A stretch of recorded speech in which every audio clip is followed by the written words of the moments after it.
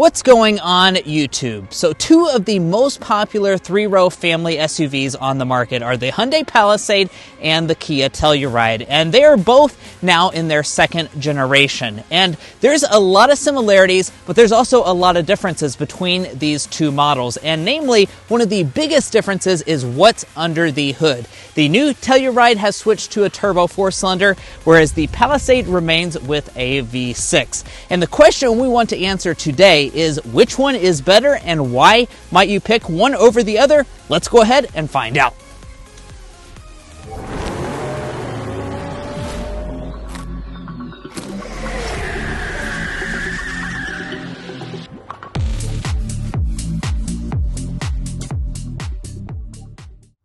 Now, like Mason was saying, these two do have a lot of similarities and differences, which we will explore in a dedicated comparison. But as far as what is under the hood, that is a core difference. And I'll start with the Telluride because that is a new powertrain this year. So under the hood of the standard Telluride, we have a 2.5-liter turbocharged four-cylinder engine. It makes 274 horsepower and 311 pound-feet of torque.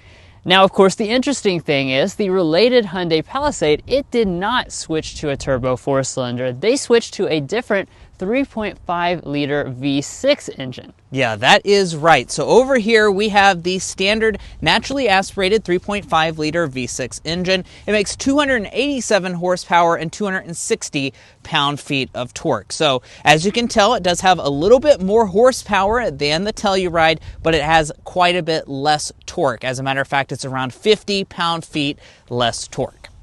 Now, both of these two have an 8-speed automatic transmission and all-wheel drive. And then the kicker here is that the combined fuel economy is exactly the same between these two. Yeah, that's right. It's 18, 24, 20 miles per gallon combined. Now, what's not the same is the drive experience, and that's what we're going to be diving into now. So let's go ahead and take them out on the road.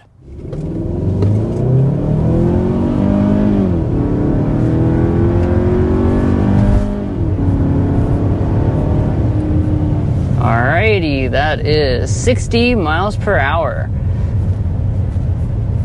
So of course, let's jump right into, one of the more controversial things about this all-new 2027 Kia Telluride. You heard us talk about it a bit at the spec dump, but the previous generation had a V6, and now for this new generation, they have switched to a turbocharged four-cylinder engine as the standard engine. So this is a 2.5-liter Turbo-4. It's making 274 horsepower and 311 pound-feet of torque.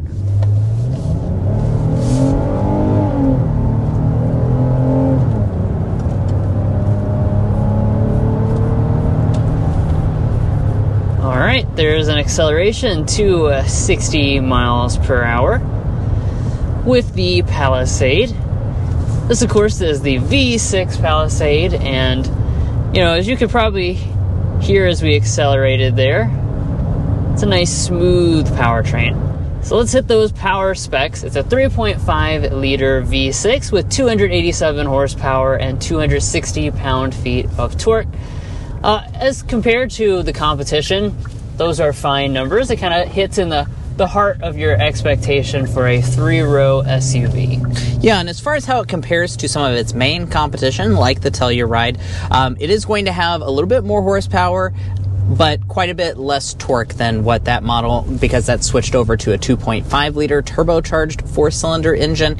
So pros and cons with the naturally aspirated V6, that's for sure. If you're new here, we're brothers, and we've been reviewing cars since we were 12 and 16. We started young, and since then we have reviewed over 2,000 vehicles at every price point.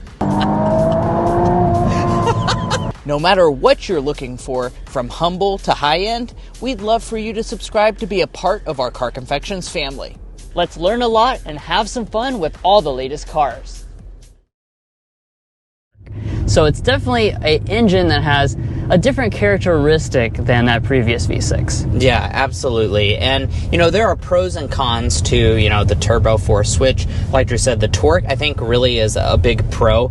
We noticed that as soon as we bought this vehicle, it really pushes you back in your seat as soon as you step on the accelerator to kind of make it feel more powerful than it is. Now, as far as overall 0 to 60 times, they're going to be roughly similar. Those of you that really love that V6 refinement, I will say you kind of miss out on that experience here. The Hyundai Palisade kept a V6 in its all-new generation. That's not going to be the case here for the Telluride, so I will say that some of the noise entering into the cabin is definitely not as refined.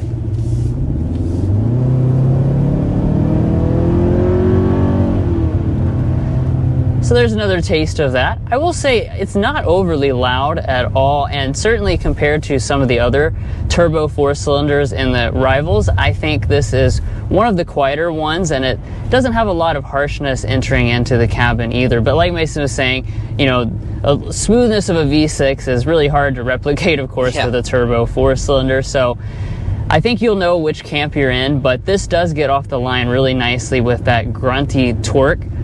But as you can see, you know, just kind of gently accelerating and under hard accelerations, this Palisade really has a lot of refinement to it, that's for sure. One of the things that a lot of the competition has switched to is that turbo 4-cylinder, and really they just lack the level of refinement that you get here. It sounds expensive, it sounds premium, kind of like a luxury SUV instead of the little bit of coarseness that you typically get with a turbo 4.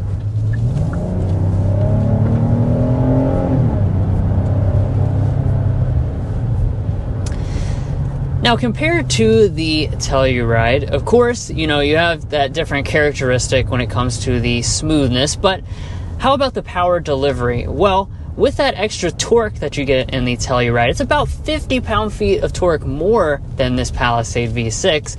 That is going to help you kind of get off the line a little bit faster, that's for sure. So the 0 to 60, comparing the two, it's going to be about a second faster with the Telluride. And I think that's ultimately why Kia went with the route of choosing the turbo 4-cylinder, is because it is faster to 60 miles per hour. And just when you're kind of going around town, one of the things that we noticed is that the Telluride's a little bit more effortless. You can kind of just accelerate off without pushing the throttle a lot.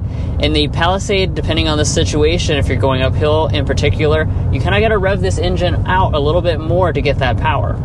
So now that we've been out on the road, each of us will tell you which one we prefer.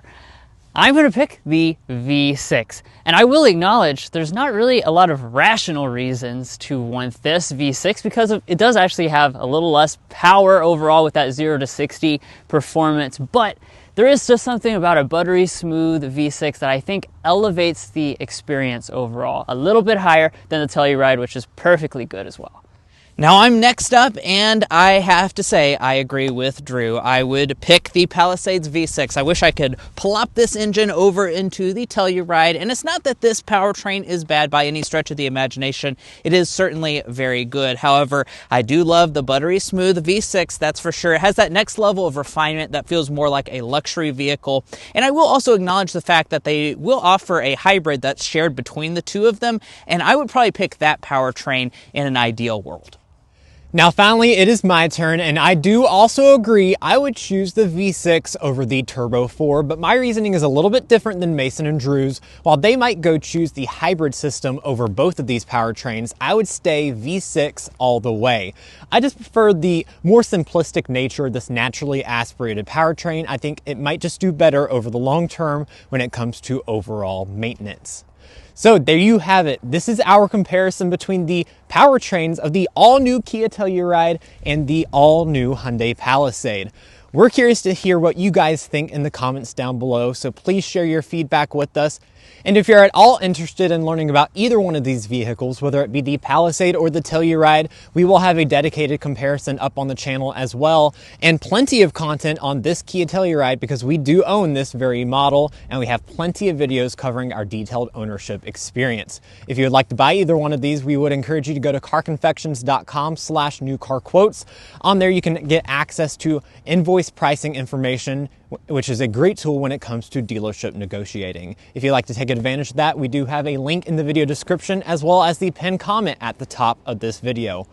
Well guys, that's where we're going to wrap up this video. If you enjoyed this content and found it helpful, we would appreciate it if you subscribe down below. That's going to help us get us access to plenty of different vehicles for us to test on the channel. We'll catch you next time as we sample more of the latest automotive delicacies.